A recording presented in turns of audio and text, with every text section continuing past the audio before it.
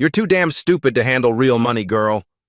Marcus Blackwell's hand shot forward, slamming Maya's notepad from her grip and sending it skidding across the marble floor. He stepped closer, deliberately invading her space as she bent to retrieve it. The Meridian Club fell dead silent. Marcus' $8.2 billion tech mogul loomed over the young black waitress, his voice dripping with venom. Stay down there where you belong. Stupid people like you should stick to cleaning floors, not handling my bills. Maya bent slowly to collect her scattered papers. Her movements remained steady, despite every eye in the restaurant boring into her. The vintage Cartier watch on her wrist caught the light for just a moment before disappearing back under her sleeve. Maybe stick to jobs that don't require thinking, Marcus added, loud enough for the 30 witnesses to hear every word. Have you ever been so publicly humiliated that every witness assumed you were powerless only to discover the person attacking you had just made the most expensive mistake of their life? Maya straightened slowly, her notepad reorganized with the precision of someone accustomed to handling million-dollar documents. Marcus wasn't finished. Look at me when I'm talking to you. His finger jabbed toward her face, stopping inches from her nose. Do they even teach basic math where you people come from? Or are you just naturally this incompetent? The racist slur hung in the air like poison gas. Maya's jaw tightened almost imperceptibly, but her voice remained level. Sir, your bill is correct. The wine alone was $847 per bottle. Don't lecture me about wine, sweetheart. Marcus's laugh was cruel, theatrical. I probably spend more on lunch than your family makes in a year. Maybe if you focused less on looking pretty and more on basic arithmetic. He gestured dismissively at her appearance, his eyes lingering with obvious disdain. The movement was calculated to humiliate, performed for his audience of wealthy onlookers. 3 tables away, Sarah Lane gripped her phone tighter. The 24-year-old tech blogger had been live streaming her interview with a startup founder when Marcus's voice cut through the restaurant's refined atmosphere. Her screen showed 2,847 viewers. Now it was climbing. 3,121, 3,456, 3,892. Holy shit, someone typed in the chat. Is this really happening? Who is this racist? Someone please tell me they're recording this. Sarah adjusted her phone angle, ensuring both Marcus and Maya remained in frame. Her journalism instincts screamed that she was witnessing something bigger than a simple restaurant dispute. Maya checked her watch, a movement so subtle most witnesses missed it entirely. 2:49 p.m. 11 minutes until the Henderson Group conference call. The call that would determine the fate of Marcus's company. The irony wasn't lost on her. Marcus Blackwell, CEO of TechFlow Industries, was currently destroying his own future without realizing it. But Maya had learned patience in boardrooms far more hostile than this dining room. Sir, I can have the manager recalculate if you prefer. Oh, now you want to pass the buck? Marcus's voice rose another octave. This is exactly what's wrong with affirmative action hires. Give people jobs they're not qualified for, and look what happens. A woman at table 6 winced visibly. An elderly man near the window shook his head but said nothing. The uncomfortable silence stretched as Marcus continued his performance. I bet you can't even tell me what 15% of $2,300 is without a calculator. He crossed his arms, supremely confident. Go ahead. Show everyone how qualified you are. Maya's response was immediate. $345. Marcus blinked. He hadn't expected the instant correct answer. Lucky guess, he muttered, but his certainty wavered for just a moment. As Maya reached for her jacket to pull out a calculator she didn't need, 3 items became briefly visible. A first-class boarding pass, JFK to Geneva, departing Thursday. The edge of an American Express Centurion card, the legendary black card issued only to individuals spending over $250,000 annually. A Mont Blanc pen, the Meisterstück series, favored by Fortune 500 executives. Marcus noticed none of these details. His attention was fixed on maintaining his performance, feeding off the crowd's discomfort. David Sterling materialized beside their table like a nervous ghost. The Meridian Club's manager had built his career on reading power dynamics, and Marcus Blackwell represented 8 figures in annual membership fees. "Is everything all right here, Mr. Blackwell?" Sterling's voice carried the practiced deference of someone who'd spent 20 years bowing to wealth. "Your waitress can't handle basic math, David." Marcus gestured at Maya as if she were an inanimate object. "I'm questioning whether your hiring standards have slipped." Sterling's eyes darted between Marcus and Maya. The calculation was visible on his face. Billionaire member versus expendable staff. "Maya, perhaps you could step aside for a moment?" Sterling's tone was apologetic but firm. "Let me handle Mr. Blackwell's concerns personally." Maya's hands remained steady as she set down her notepad. "Of course, Mr. Sterling." But as she stepped back, she checked her watch again. 2:51 p.m. 9 minutes. Sarah's live stream had exploded to 12,487 viewers. Screenshots were already circulating on Twitter. Racist billionaire attacks waitress at NYC restaurant. "This is Marcus Blackwell, CEO of TechFlow Industries. Remember this face? Someone needs to identify this restaurant and this woman. She deserves better." The hashtag Meridian Meltdown began trending in the New York metro area. But the narrative was splitting. Some viewers saw Maya as a victim, others bought into Marcus's performance. "Entitled waitresses can't handle criticism," read one comment. "If you can't do basic math, maybe food service isn't for you," typed another. The digital mob was forming on both sides. Marcus sensed the shifting attention and doubled down. He pulled out his phone, ostensibly to film Maya's response to Sterling's intervention. "This is going to make a great case study," he announced to the room. "How not to run a business. David, I want to see her publicly recalculate this bill. Let's see if she can get it right the second time." The demand was designed to maximize Maya's humiliation. 37 diners, titans of industry, social media influencers, political power brokers, all watching a young black woman being forced to prove her basic competence. Maya looked at Sterling, who nodded reluctantly.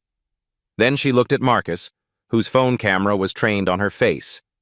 2:52 p.m. 8 minutes until the Henderson call. "Of course, Mr. Blackwell," Maya said quietly. "I'd be happy to walk through the calculations again." Her voice carried no trace of anger or frustration.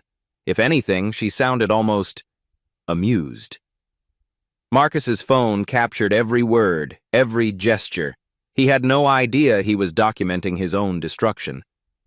Maya stepped forward to recalculate the bill, but Marcus wasn't satisfied with mere humiliation. He wanted complete submission.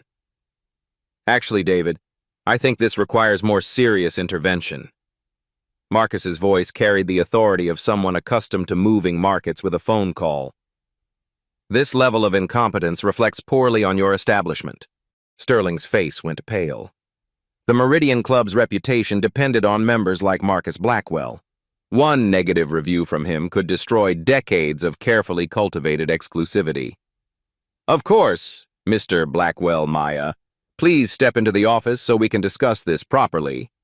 But Marcus raised his hand, stopping the movement. "No, I want this handled publicly. Everyone here witnessed her failure. They should witness the consequences." The restaurant had become a theater, and Marcus was directing the performance. 37 witnesses sat frozen, their expensive meals forgotten as they watched the systematic destruction of a young woman's dignity. Maya's fingers brushed her watch again. 2:53 p.m. 7 minutes until the Henderson call. Security theater. Sterling's hand trembled as he reached for his radio. "Security to the executive dining room. Non-urgent but immediate. Within 90 seconds, 2 guards appeared. James Rodriguez, ex-NYPD, and Kevin Walsh, former military police.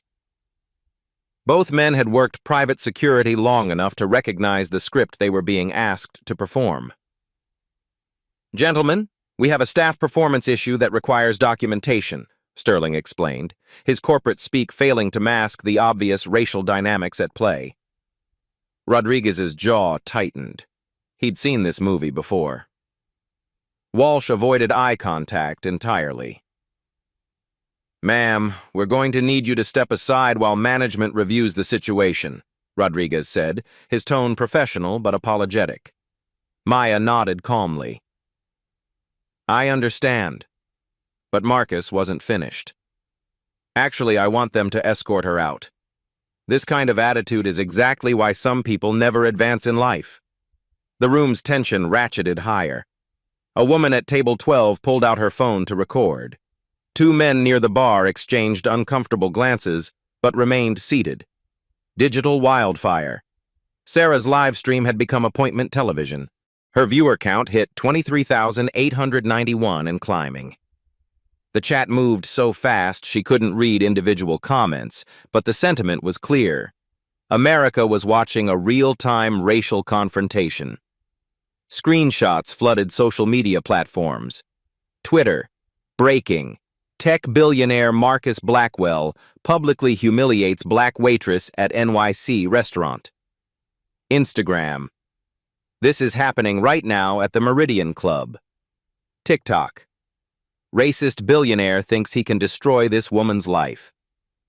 The hashtag Meridian Meltdown had gone national. News outlets began picking up the story.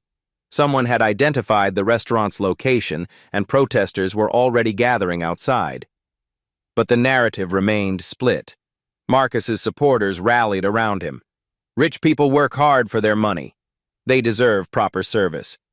If she can't handle the job, she shouldn't have applied. Stop making everything about race. The digital mob was forming battle lines. The crowd fractures. As the security guards flanked Maya, something shifted in the restaurant's atmosphere. The initial shock was wearing off, replaced by growing unease among the witnesses. Margaret Lane, Sarah's aunt and a civil rights attorney, stood abruptly from table 9. "This is inappropriate, Mr. Sterling. You're creating a hostile work environment." Marcus whirled toward her. "Mind your own business, lady. This is between me and management." "Public discrimination is everyone's business," Margaret replied, her voice cutting through the tension. Other diners began murmuring. The spell of Marcus's authority was breaking as people realized they were complicit in something ugly. Dr. Robert Kim, a psychiatrist dining with colleagues, shook his head visibly. "This is getting out of hand." But Marcus sensed the shifting dynamics and escalated further. "You people always stick together, don't you?" Maybe that's the real problem here. The racial slur was barely coded, but its meaning was crystal clear. Several diners gasped audibly. Maya's mysterious confidence. Throughout the escalation, Maya remained unnaturally composed.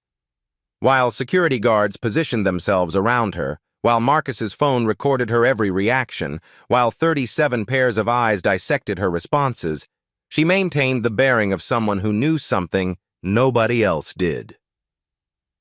2:54 p.m. 6 minutes until the Henderson call. "Mr. Blackwell," Maya said quietly, "are you certain you want to continue this course of action?" The question caught him off guard. There was something in her tone, not pleading or fear, but almost concern, as if she were trying to warn him about something. "What's that supposed to mean?" Marcus demanded. Maya simply smiled. It wasn't the smile of someone who was defeated. It was the smile of someone who was about to win a game the opponent didn't even know they were playing. The final push. Marcus's confusion transformed into rage. How dare this waitress, this nobody, speak to him as if she had any power in this situation? "You know what? I've changed my mind, David. I don't want her suspended. I want her fired, right now, in front of everyone." Sterling's hands shook as he pulled out his phone.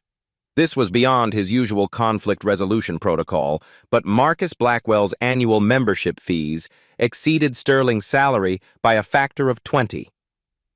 Maya, I'm sorry, but given the circumstances, you're making a mistake, Maya interrupted gently, not pleading, not begging, simply stating a fact.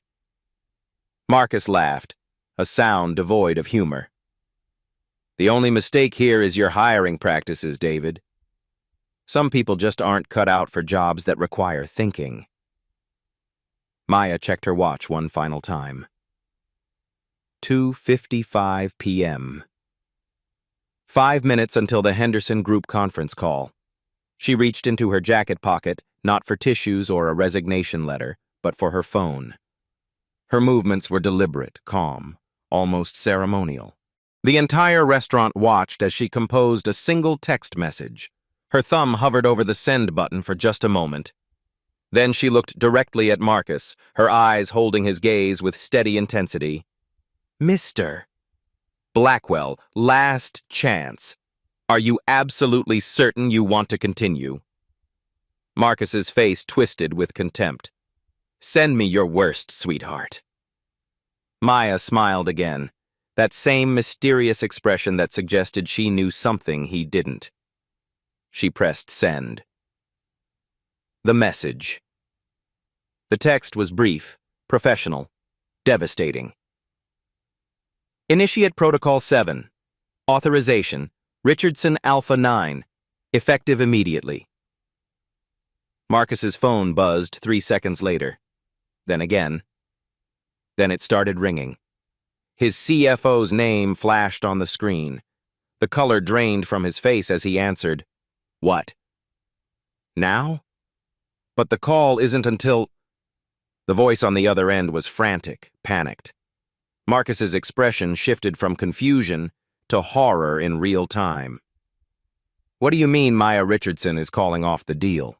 Marcus pressed the phone closer to his ear, his face cycling through confusion, disbelief, then pure terror. The entire restaurant watched his transformation in real time as 37 witnesses became transfixed by his public unraveling. Richardson? Maya Richardson from Goldman Sachs? His voice cracked on the last word. That's impossible. She's just a... The CFO's voice was loud enough for nearby tables to hear fragments. Calling off the Henderson deal. Says you created a hostile environment. The board is freaking out. Stock already dropping. Marcus's hand began to shake violently. He ended the call and immediately started frantically Googling on his phone. Maya Richardson, Goldman Sachs, Managing Director. The search results loaded instantly. LinkedIn profiles showing her Harvard MBA. Forbes articles about her record-breaking deals. Wall Street Journal features on her influence in private wealth management. Photo after photo of the same woman now standing calmly before him in a server's uniform. His phone slipped from his trembling fingers, clattering onto the marble floor. The same floor where he'd made Maya retrieve his credit card just minutes earlier. The identity revelation. Maya stepped forward, her entire demeanor shifting from service staff to corporate executive in a single fluid moment. Her posture straightened with the bearing of someone accustomed to commanding rooms full of billionaires. Her voice took on the crisp authority of boardroom power. Allow me to properly introduce myself, she said, her tone cutting through the restaurant's stunned silence like a blade through silk. Maya Richardson, Senior Managing Director at Goldman Sachs Private Wealth Management. I oversee institutional investments for pension funds, endowments, and sovereign wealth funds totaling $23.7 billion in assets under management.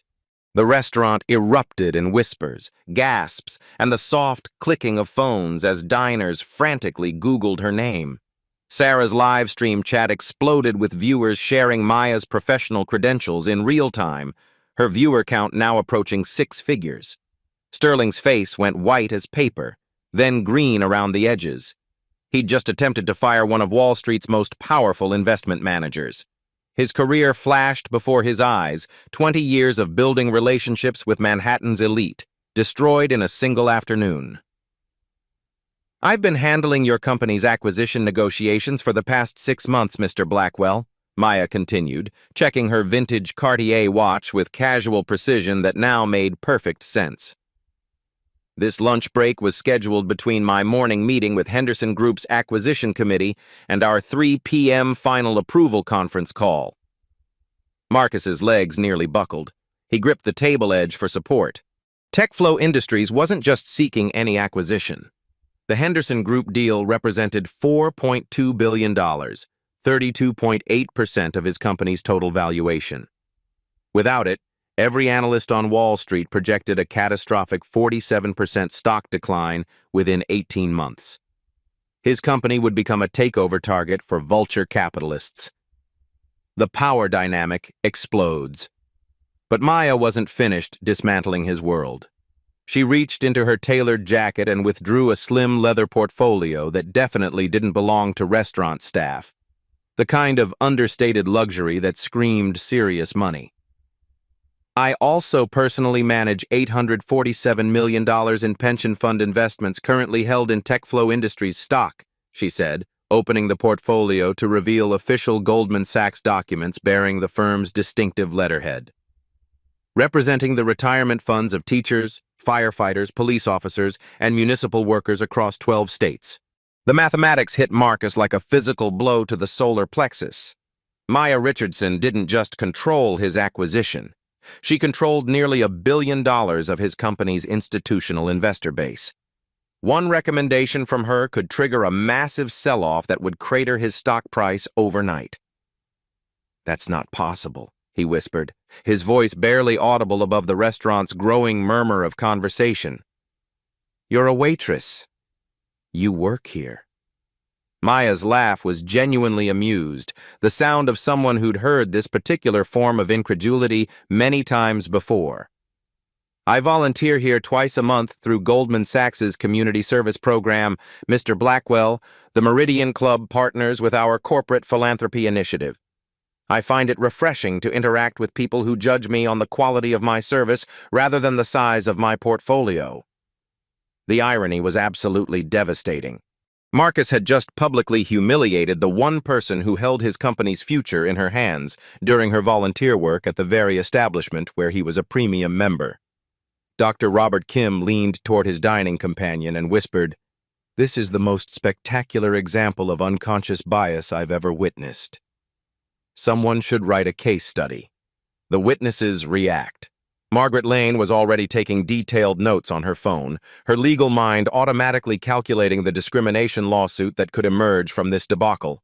The damages alone could reach 8 figures, given the public nature of the humiliation and Maya's professional standing. Dr. Patricia Williams, the Columbia sociology professor, was recording everything with the intensity of someone documenting a historic moment. "This is going to be required viewing in every business ethics course in America," she murmured to her colleague. Sarah's live stream had exploded to 94,847 viewers. The chat was moving so fast, individual comments blurred into digital chaos. "Holy shit, she's a Goldman Sachs managing director. He just destroyed his own company. $4.2 billion mistake in real time. This is the best plot twist in history. Someone call Netflix, this needs to be a movie." Sterling was now visibly hyperventilating, loosening his tie as the reality hit him. Not only had he nearly fired a Goldman Sachs executive, but he'd done it in front of dozens of Manhattan's most influential people and hundreds of thousands of live viewers. Marcus's desperate calculations. Marcus's phone began ringing again. His head of legal. Then his board chairman. Then his PR director. The calls were coming faster than he could decline them, each ringtone another nail in the coffin of his reputation. News of the confrontation was spreading through financial networks at digital light speed. Bloomberg terminals across Wall Street were pinging with alerts. TechFlow's stock price, still trading on after-hours international markets, had already dropped 5.7% as word leaked that their crucial acquisition was in serious jeopardy. Maya. Miss Richardson. Marcus's voice was barely a whisper, the same tone someone might use when diagnosed with a terminal illness. I didn't know. I made a mistake. A terrible, terrible mistake. But Maya's expression remained professionally neutral, the same carefully controlled demeanor she used when delivering bad news to clients who'd lost millions on poor investment choices. Mr. Blackwell, you made several mistakes this afternoon, she said with clinical precision. But ignorance of my identity isn't one of them. You saw a young black woman in a service position and assumed she was powerless, unintelligent, and unworthy of basic human respect. She gestured toward the security guards still flanking her, both men now looking deeply uncomfortable about their role in the afternoon's events. You used racial slurs, demanded my termination, and filmed my humiliation for your personal entertainment. These weren't mistakes, Mr. Blackwell. They were choices. The final secret. Maya's phone buzzed with an incoming call. She glanced at the screen and held it up for Marcus to see. Henderson Group, Chairman Morrison. This is the call that determines your company's future, she said to Marcus with the calm of someone holding all the cards in a high-stakes poker game. I can take it here, in front of everyone, or we can discuss this privately. Marcus looked around the restaurant desperately. 37 witnesses, hundreds of thousands of online viewers. His reputation is already in free fall across social media platforms. Privately, he whispered, his voice cracking with desperation. Unfortunately, that's no longer an option, Maya replied, answering the call on speakerphone. Good afternoon, Chairman Morrison. Yes, I'm still at the incident location. The voice that emerged from her phone was crisp, authoritative, and completely unforgiving. Maya, the board has reviewed the live stream footage. We're extremely concerned about TechFlow's corporate culture and leadership judgment. Marcus's face crumpled as he realized his company's fate was being decided in real time, broadcast live to hundreds of thousands of viewers across the globe. But Maya had saved one revelation for last. As Chairman Morrison continued speaking on the phone, she reached into her portfolio and withdrew another document with deliberate theatrical timing. There's one more thing you should know, Mr. Blackwell, she said, holding up a letterhead that made Marcus's remaining color drain completely away. I'm also the Henderson Group's primary investment advisor. I've been representing both sides of your acquisition for the past 6 months. The restaurant fell completely silent except for Chairman Morrison's voice on speaker. Maya, whatever recommendation you make regarding TechFlow's character assessment, the board will support fully. Marcus realized the complete magnitude of his destruction. He hadn't just insulted a Goldman Sachs executive, he'd racially abused the one person who controlled both sides of the most important business deal of his life. Maya looked at her watch one final time. 2:59 p.m. Chairman Morrison, I'll need exactly 60 seconds to provide my final recommendation on the TechFlow acquisition. She ended the call and looked directly at Marcus, her expression unreadable.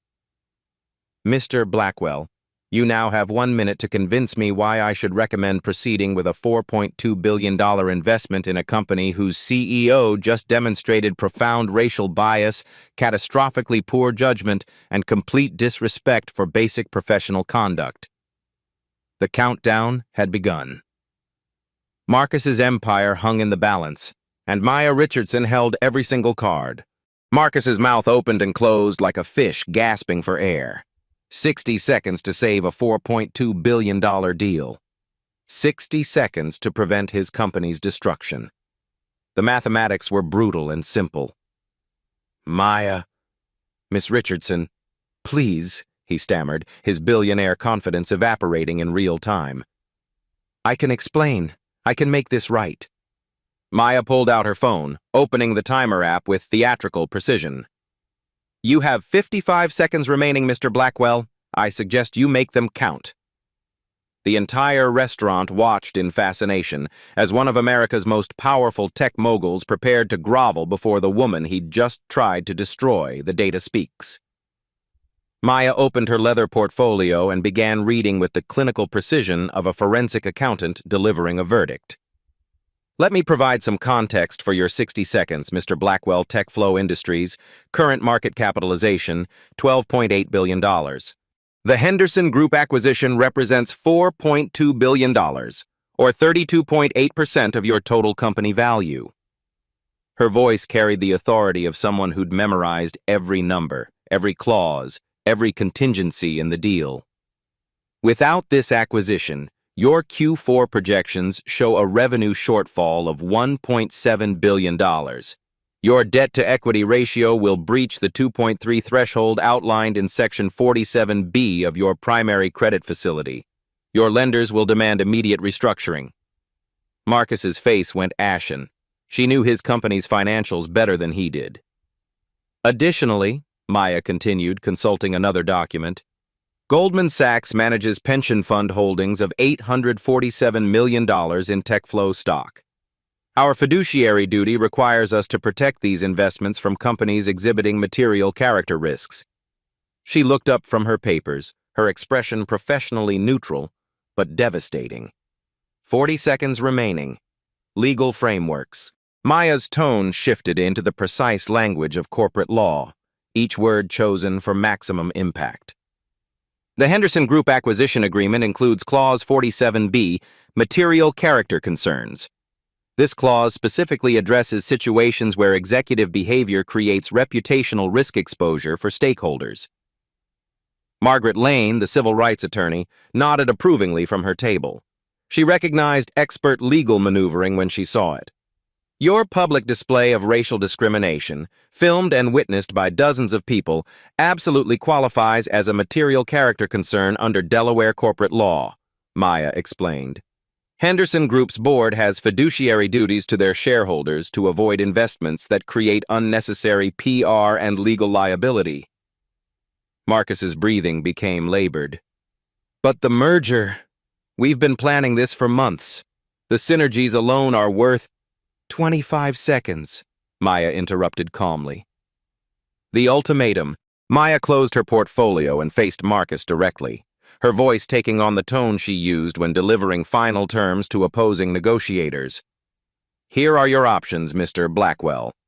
Option 1. You issue a formal public apology within the next 6 hours. You commit TechFlow Industries to mandatory bias training for all C-suite executives within 30 days. You establish a $500,000 annual diversity scholarship fund administered by an independent third party. She paused, watching his face process the demands. Additionally, you personally donate $50,000 to the NAACP Legal Defense Fund and complete 40 hours of community service at organizations serving communities of color. Marcus's mouth hung open. The financial demands alone were manageable, but the public humiliation would be career-defining. Option 2, Maya continued with surgical precision. I call Chairman Morrison back in 15 seconds and recommend immediate termination of the Henderson Group acquisition due to material character concerns. Your stock price will crater by the open market tomorrow. Your board will likely demand your resignation within a week. Corporate mathematics. Maya pulled out her phone and began calculating in real time, her fingers moving across the screen with the speed of someone who lived and breathed financial analysis. Let me help you with mathematics, Mr. Blackwell. Without the Henderson deal, TechFlow's valuation drops to approximately $8.1 billion. Your personal stake, 18.7% of outstanding shares, loses approximately $861 million in value overnight. The numbers hit Marcus like physical blows, his net worth, built over 2 decades, evaporating because of a 20-minute tantrum. The pension funds I manage will likely divest their positions within 90 days, creating additional downward pressure. Conservative estimates suggest your personal net worth drops from $8.2 billion to approximately $4.7 billion. Sarah's livestream chat exploded with viewers trying to process the scale of financial destruction being calculated in real time. She's doing the math live. $3.5 billion mistake. This is better than Netflix. Boardroom pressure. Marcus's phone buzzed incessantly. His board members were clearly watching the live stream, their panic evident in the constant calling. TechFlow's stock price, visible on financial apps across the restaurant, continued its downward slide, minus 7.2% and falling. 10 seconds, mister, Blackwell, Maya announced. Marcus looked around desperately. Sterling was hyperventilating. The security guards looked deeply uncomfortable.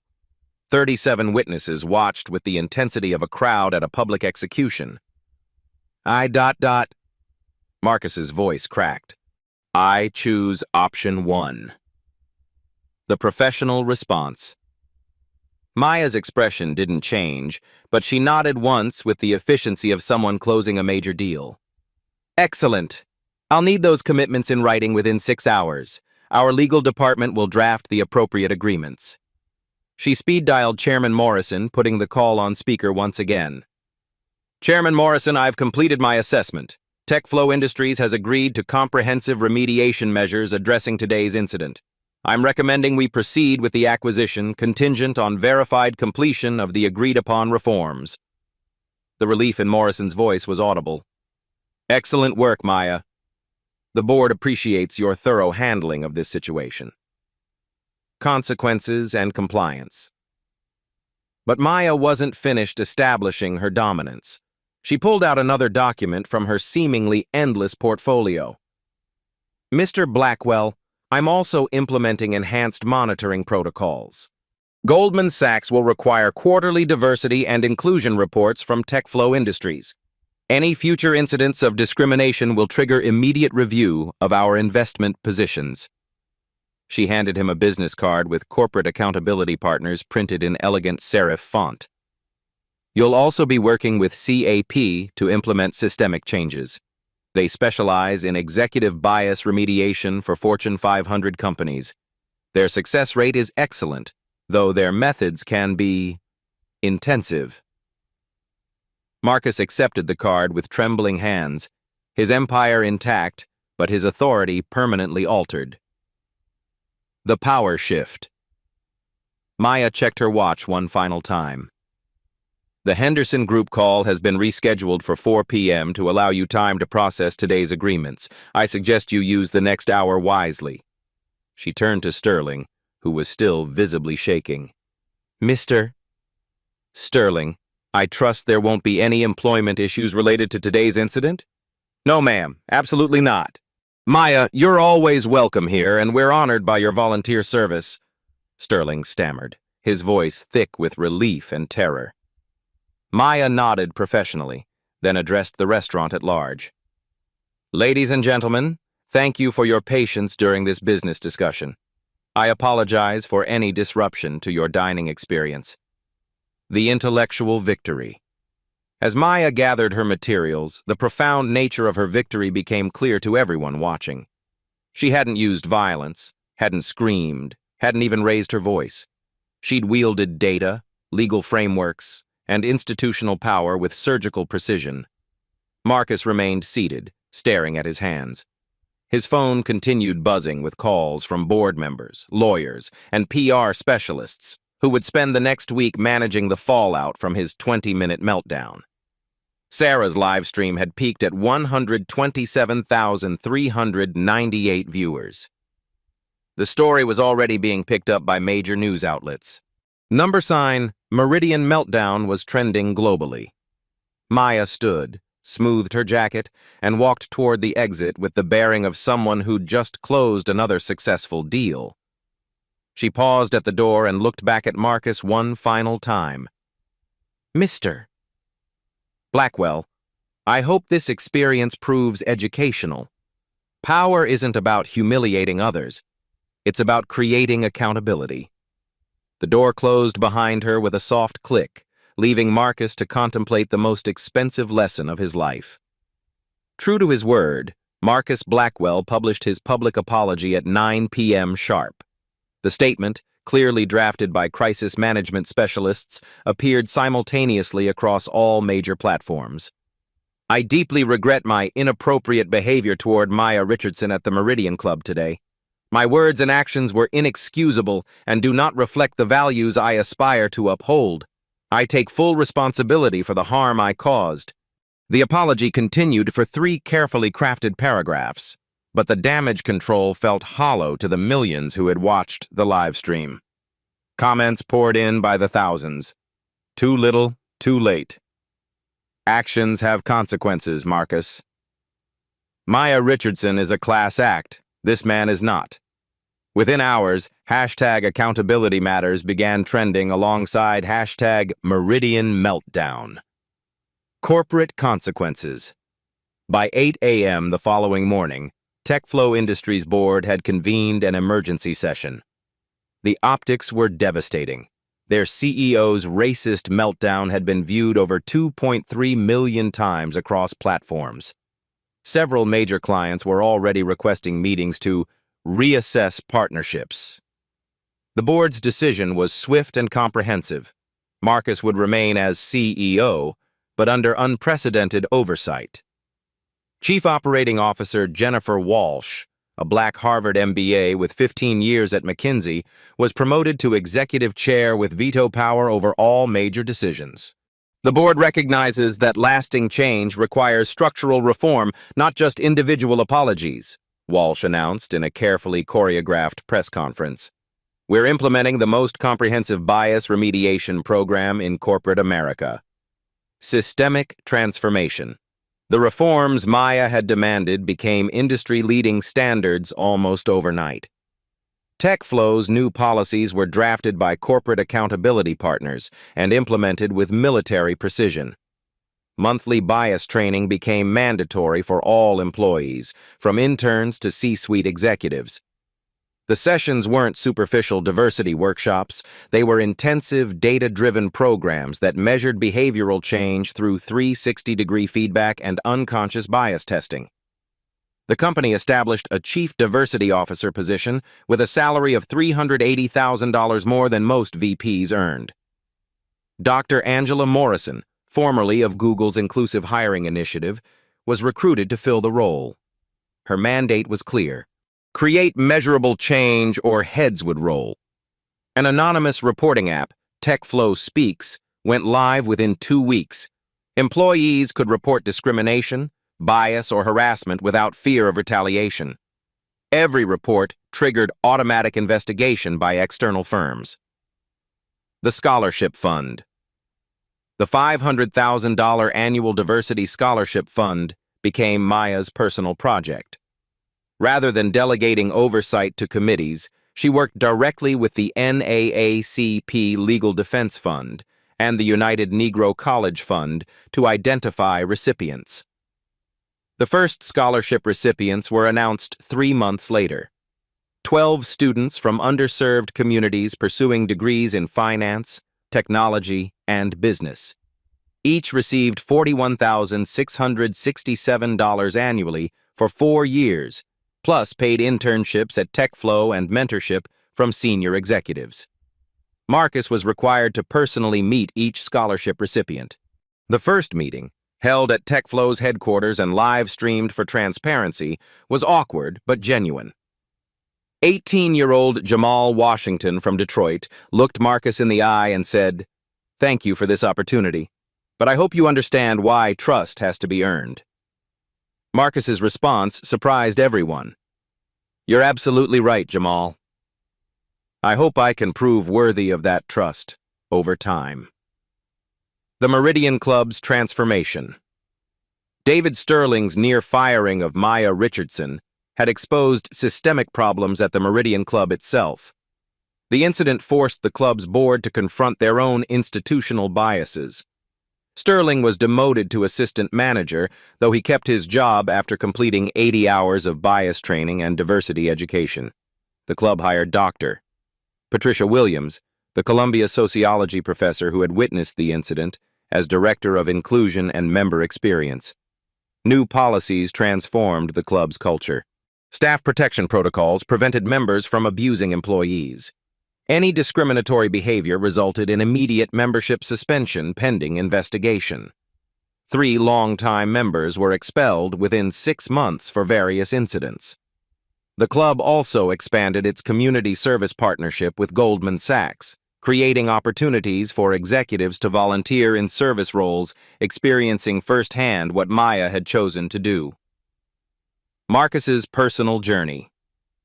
The most surprising transformation was Marcus Blackwell himself. His required 40 hours of community service became 120 hours by his own choice. He volunteered at food banks, tutored high school students in underserved communities, and worked with formerly incarcerated individuals seeking employment. The billionaire who had once dismissed people as naturally incompetent spent Tuesday evenings teaching financial literacy at a community center in the Bronx. His students, initially suspicious of his motives, gradually began to trust his genuine commitment to change. Money doesn't make you intelligent, Marcus reflected during a filmed interview 6 months later. I had to learn that intelligence comes in many forms, and respect shouldn't depend on someone's bank account or job title. The interview, conducted by Sarah Lane, the blogger whose live stream had captured everything, became required viewing in business ethics courses across the country. Maya's continued influence. Maya Richardson's handling of the crisis elevated her status in the financial world. Harvard Business School invited her to teach a masterclass on power, dignity, and professional response. The case study, titled The Meridian Incident, became standard curriculum in MBA programs. Goldman Sachs promoted her to Global Managing Director within 4 months, making her the youngest person ever to hold the position. Her new role involved overseeing $47 billion in assets and advising sovereign wealth funds across 3 continents. But Maya continued her volunteer work at the Meridian Club, now serving as an example of grace under pressure for other executives. New members were often told her story during orientation as an example of the club's transformed values. Industry-wide ripple effects. The Richardson Protocol became standard practice across Wall Street. Investment firms began including character assessment clauses in major deals.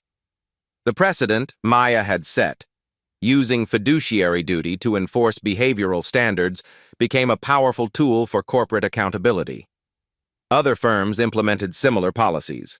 Blackstone, KKR, and Apollo Global Management all adopted bias training requirements for portfolio companies. The message was clear. Discrimination wasn't just morally wrong, it was financially risky. Corporate accountability partners, the firm Maya had recommended, saw their client base increase by 400% within a year. Their intensive executive coaching programs became the gold standard for bias remediation. Measurable change. 18 months after the Meridian incident, independent audits showed remarkable results. TechFlow's employee satisfaction scores among underrepresented groups increased by 67%. Retention rates for diverse hires improved by 43%. The company's inclusion index, measured by third-party consultants, ranked in the top 10% of tech companies. More importantly, the changes weren't superficial. Anonymous surveys showed that 89% of employees felt comfortable reporting bias incidents, and 76% believed leadership was genuinely committed to inclusion. The scholarship program had expanded to $2 million annually, funding education for 48 students. 12 of the first recipients had secured internships at major corporations, with 3 receiving full-time offers before graduation. The lasting legacy. Maya Richardson had achieved something remarkable. She had used intellect, legal frameworks, and economic leverage to create systemic change. Her response had been measured, strategic, and devastatingly effective. The contrast couldn't have been starker. While Marcus had used his power to humiliate and diminish, Maya had used hers to educate and elevate. Her victory wasn't just personal, it was institutional. The Meridian incident became a watershed moment in corporate accountability. It proved that individual actions have systemic consequences, and that power, when wielded thoughtfully, can create lasting positive change. As Dr. Patricia Williams noted in her academic analysis of the incident, Maya Richardson didn't just defend herself. She defended every service worker who had ever been dismissed, every professional whose competence had been questioned based on appearance, and every person who had been told they didn't belong in spaces of power. The transformation was complete. What had begun as a moment of ugly discrimination had become a masterclass in dignity, strategy, and systemic reform. Maya Richardson stood at the podium of the World Economic Forum in Davos, addressing an audience of global leaders, CEOs, and policymakers. Her presentation, titled The Economics of Dignity, had become one of the most requested talks in corporate America. "Power isn't about the ability to humiliate others," she said, her voice carrying the same calm authority that had dismantled Marcus Blackwell's empire 2 years earlier. "True power lies in creating systems that elevate human dignity while driving measurable business results." The Meridian incident had become more than a viral moment. It had sparked a global conversation about workplace respect, unconscious bias, and the intersection of social justice with economic power. Personal legacy. Maya's career had reached unprecedented heights. As global managing director at Goldman Sachs, she now oversaw $73 billion in assets. Time magazine had named her one of the 100 most influential people under 40. Harvard, Wharton, and Stanford competed to have her as a guest lecturer, but her most meaningful achievement remained personal. Maya had proven that dignity couldn't be purchased, power came in many forms, and intelligence was never determined by someone's job title or skin color. She continued volunteering at the Meridian Club monthly, now serving as a mentor to young professionals and a living example of grace under pressure. New members were still told her story during orientation, not as a cautionary tale, but as an inspiration. Marcus's redemption arc.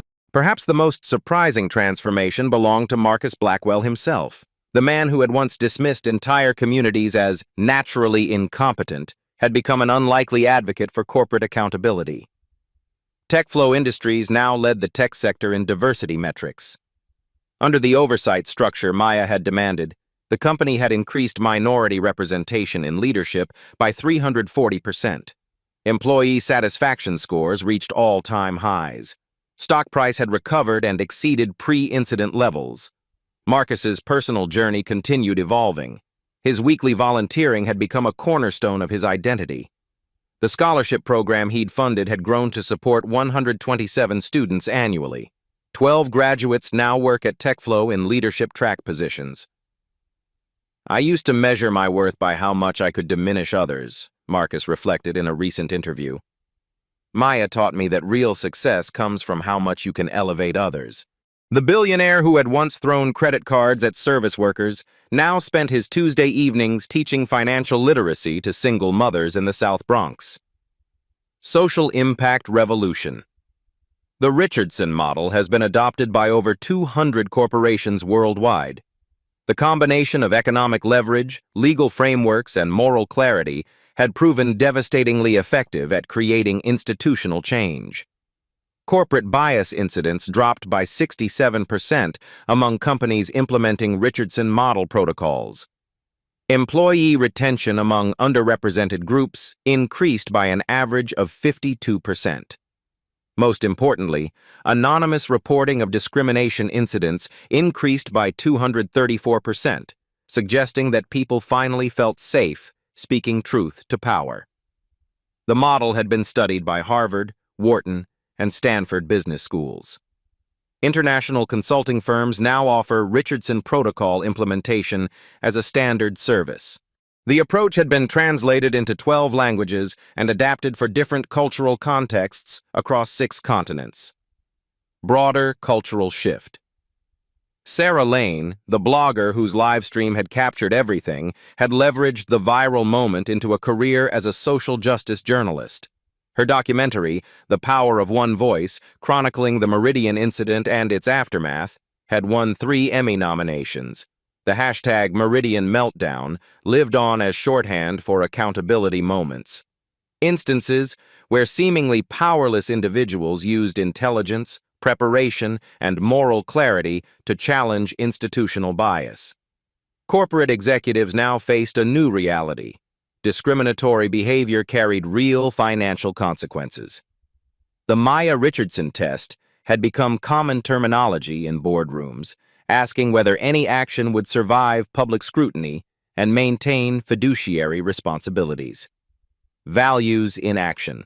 Maya's response had demonstrated core principles that resonated far beyond corporate America.